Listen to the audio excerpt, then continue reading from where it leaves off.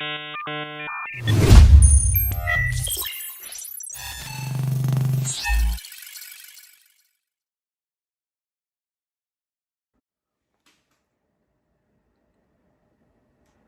everybody, Drew Lentz, the wireless nerd here, and today I want to talk about what's working for outdoor Wi-Fi when it comes to the food service industry.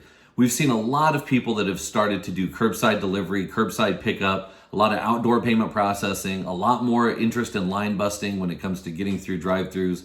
And I really want to talk about what I've seen from my perspective as some of those best practices.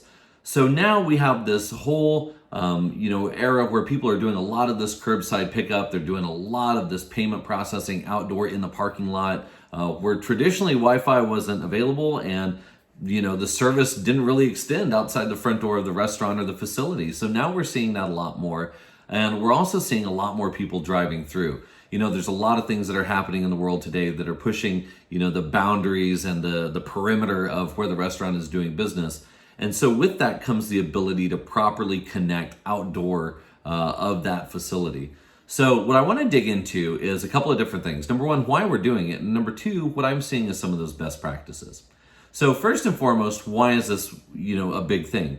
Well, it comes down to customer services. Line busting, definitely a big customer service initiative, making sure people can get their order processed as quickly as possible, make sure they can get through that line. That order processing can take place on their own terms without having to wait for a couple of different people in front of them. But there's also the need to retain that human experience so that there's still that one-to-one interaction, whether it's, seeing a friendly face, seeing that warm smile, being told, thank you, have a nice day. That's a big part of why customer service is continuing this way.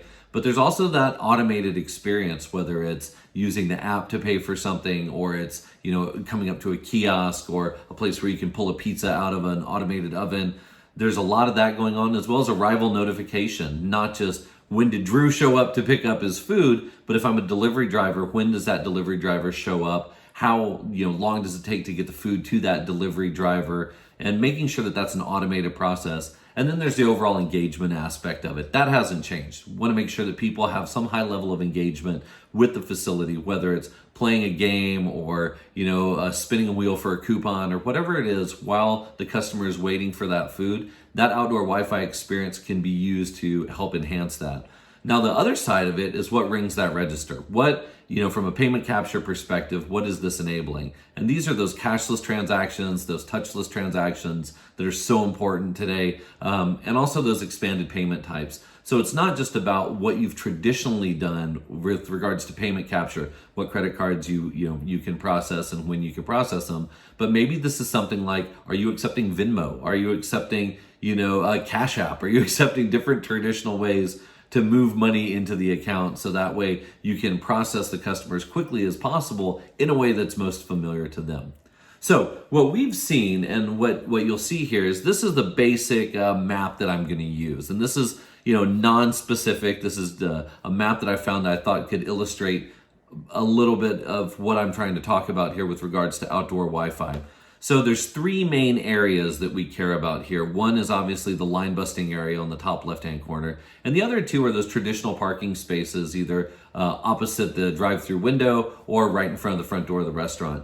And as long as dining rooms are closed, or as long as dining rooms have not reopened, that's a good area. That front area is a good place for curbside pickup, as well as those payment processing. But how do you get Wi-Fi into these three key areas? So option one, and I'm going to go through a couple, but option one is using your existing indoor Wi-Fi. Why is that a good thing? Why is that a bad thing? Well, let's dig into it. First and foremost, the pros are it's the status quo. You don't need any new equipment. You don't need any new switch ports. You don't need to configure anything differently. You just use the existing Wi-Fi to broadcast outside. This is the least expensive solution, and a lot of people are trying to do this. I would absolutely caution against this. The reasons why you should not do this are huge. And number one has to do with reliability. Can you actually get a reliable signal outside that can help you with that payment processing? Or is that unreliable signal causing more harm than it is good? I've done a couple of RF studies where I've walked around parking lots of facilities to see just how far that RF signal goes. And let me tell you, it's not good. It gives you really unreliable, poor performance.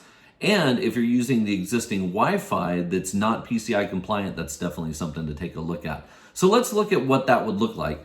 In this diagram, what you see is the access point is located inside the building, and you've got this really weak, moderate signal just coming out of the drive-through window. And this is what I've seen, walking around and actually measuring the RF. This is almost identical to what I've seen in the real-world environment. Now, does that help the restaurant? It doesn't, because those three areas that we're talking about, and here's two of them. Number one is line busting. This isn't going to help with line busting at all. And number two, it's going to give you that poor, unreliable performance opposite the drive-through window where people are set up so that they can do, the pickups, the payment processing, so on and so forth. Now, if you knew that your payment processing wasn't going to work 100% of the time, would you do it? I don't think so. So that's what makes this a pretty bad thing to look at. Number two is using Wi-Fi mesh. Now, I've heard a couple of people talk about this, and the pros are that it's easily deployed, it's rapid, and you don't need a cable for it. And this is where you essentially take a radio, a Wi-Fi access point, and you turn it into a mesh node or a repeater, as some people call it, where it basically uses wireless to convey the signal to the other wireless device. And it sounds really good in theory. And I've had a lot of experience in mesh network. And I'll tell you that straight up, it doesn't work as well as it's supposed to all the time. Now, a lot of the time it works pretty well, but are you willing to risk all of your profits? Everything that you do in your industry, are you willing to risk that on maybe, pretty well, kind of, some of the time? I don't think so. It's unreliable, it's poor performance. There's also some PCI compliant issues when you talk about how those Wi-Fi radios and those repeaters communicate with each other. You need to make sure that that's an absolutely secured connection, because if it's not, you blow PCI compliance section 4 right out of the window. You also worry about sticky clients. And what that means is if your cell phone or the tablet that you're using to do the payment capture is still connected to the Wi-Fi access point, where it has the strongest signal, and you walk outdoors, maybe it doesn't transfer over to that mesh unit the way that it's supposed to, and that creates this really unreliable connection. So if you swipe that credit card and it doesn't go through, and then you swipe it again, all of a sudden you're hitting, fraud alerts on your customers' credit cards, the transactions aren't processing as quickly as they're supposed to. That defeats the entire purpose of what you're trying to do. So there's that, there's airtime issues, and also there's the wear and tear of the physical equipment itself. Now, combine that with the physical security of someone being able to walk off with that access point and trying to find a mounting location. Where are you going to put that AP? Where are you going to stick it to the ceiling? Are you going to stick it to the wall? Is it a new penetration? When you combine all these things together, this is one of my least favorite models when it comes to doing this type of communication. So let's look at what that would look like from an RF perspective. So you've got your three main areas, but you really only have two of these connected. If you've got that mesh Wi-Fi right by that front door and you're trying to, blast signal out the front area to make up for the curbside delivery, that really doesn't help. And as you can see, if we illustrate it here, you don't really get all of the coverage necessary to do it. This is still an indoor device, and you don't get that line busting that maybe you were hoping for. So this is that second option. Third option is the old-fashioned, just run a cable to it. Run a cable out to the parking lot. Put it under some type of covering so that way it doesn't get run over. It's easily deployed. It's very rapid to deploy. It gives you a very reliable connection because it is wired in. So this could be an option as long as you want to put the equipment out there and take the equipment inside at the end of each night or at the end of each day. The cons are PCI compliance again. From a security perspective, you want to make sure that that equipment is secured. That's one of the big deals. If someone has access to that where they can plug a laptop in or plug a device in, or they can walk off with a piece of equipment, that creates a PCI compliance issue. And you also have that wear and tear of not just the equipment, but the cable that goes back and forth. You really want to focus on physical security here and having that place to mount the access point, because those are the things that make a big difference here. So if you're okay with that and having a cable that runs out there and pulling it back and forth, this is a pretty easy option to put a Wi-Fi access point outside to get that outdoor parking lot coverage. And what we see is in that configuration, in those three areas, that'll give you a great coverage area where you place that AP. Now, it may not give you the line busting side of it, but it'll definitely give you, wherever that AP is, it'll definitely give you some great coverage out there. Option number 4 is one of the most widely used in the industry, and it solves a number of different problems. And that's where you take an access point and you mount it inside. You drill a hole in the wall and you run cables for the antenna and you place the antennas outside.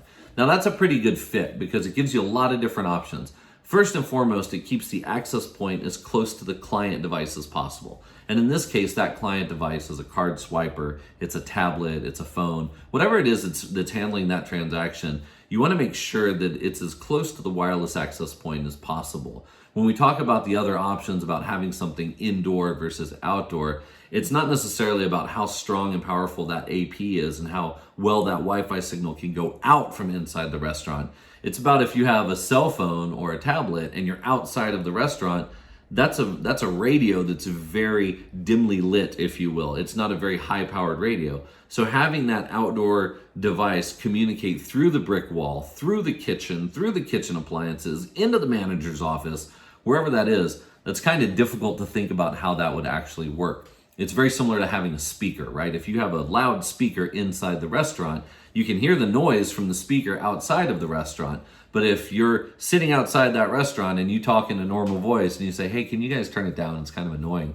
There's no way that the person inside standing right next to that speaker is going to hear what you have to say. And that's a lot of what we deal with in Wi-Fi is how well does that uplink connection work? So this is one of the most impactful ways to do it because what it does is it takes that speaker and it puts it as close to the client as possible. It takes that AP, puts it as close to the client as possible. Now, there are some cons to this. You do have to have two mounting locations, one for the AP inside, you have to drill a hole, and it's a pretty decent sized hole to get the in connectors through there, and then you put the antenna outside, so it's going to require that larger penetration. There's multiple points of troubleshooting and failure here because not only do you have to troubleshoot the AP if something goes wrong, but the cable, the connectors, and the antenna. So it's a little bit more cumbersome when it comes to support and troubleshooting. And there's also that service complexity of if you need to service it, do you go inside, do you go outside, do you have the right ladder height, so on and so forth. And it's absolutely the most expensive solution. So you're paying for the AP, you're paying for the cable, you're paying for the antenna, you're paying for two mount locations at least. So there is some cost complexity involved there that doesn't make it easy. Now, what does that look like from a coverage and RF perspective? Let's go back to our diagram here, and you'll see that we get really decent coverage across all the areas that we're worried about. We get the line busting, we get the front parking lot, we get the parking lot adjacent to the drive-through window, and if you see those three main areas are definitely covered by this. So that's a really good solution, solving the problems of what a lot of people are looking for. Now the fifth is my favorite because this is kind of your all-in-one solution. This is where you take an IP67 rated, an outdoor weather rated device. It's an enclosure with an access point inside, and you mount it outside. And when you mount it outside, number one, that takes your AP close to the client. It gives you focused RF energy if you want to do a 60-degree pattern, a 90-degree pattern, an omnidirectional pattern. You can really start to tie that beam in a little bit closer on the RF to make sure that you're not getting interferences from all the other places. It is a single installation location. It is PCI compliant because it's secure when you mount it up and away from everybody. It takes a single penetration of one small Cat6 cable that goes through to provide the PoE and the data connectivity. And it is ruggedized for that harsh environment. So it can take the wind, it can take the rain, it can take the hurricanes and whatnot as long as it's mounted appropriately. The cons are this is an outdoor installation, so you still have to mount something to the wall. And that's, could be a little bit more expensive, but you're only mounting one. You're only mounting this outdoor AP and you have that single penetration versus the last one, which is mounting indoor and outdoor and having that penetration for the cables. So that ends up being kind of the biggest issue there. But overall, I think it's the best solution. It's the one that I would definitely recommend to move forward with. Now, from the RF perspective, what does that look like? Well, it's very similar to the one that we just saw. You get those three areas of coverage that you're looking for, line busting, you get the front parking lot and the parking lot adjacent to the drive-through window. If you can see the triangles that I have there, obviously, are the access point mount locations. And in this configuration, there's two of them, one on each corner of the store so that you get that wraparound access because Wi-Fi does not turn corners. It has an issue with obstruction, so mounting it in the appropriate location is absolutely a necessity. So that being said, I want to thank you for taking the time to listen to me when it comes to this. It's just some experience that I have in the industry, and I thought that it would be helpful because I've had a number of conversations about this specific topic. So I wanted to take some time to illustrate it and share it with you. Please let me know what you think. If you have any questions or concerns, please leave them in the comments, shoot me a message. You can always find me online at Wireless Nerd on Twitter, on Instagram, and on LinkedIn as well. So please feel free to reach out to me. I look forward to hearing from you. And if there's anything else I can explain better, please let me know. Have a wonderful day.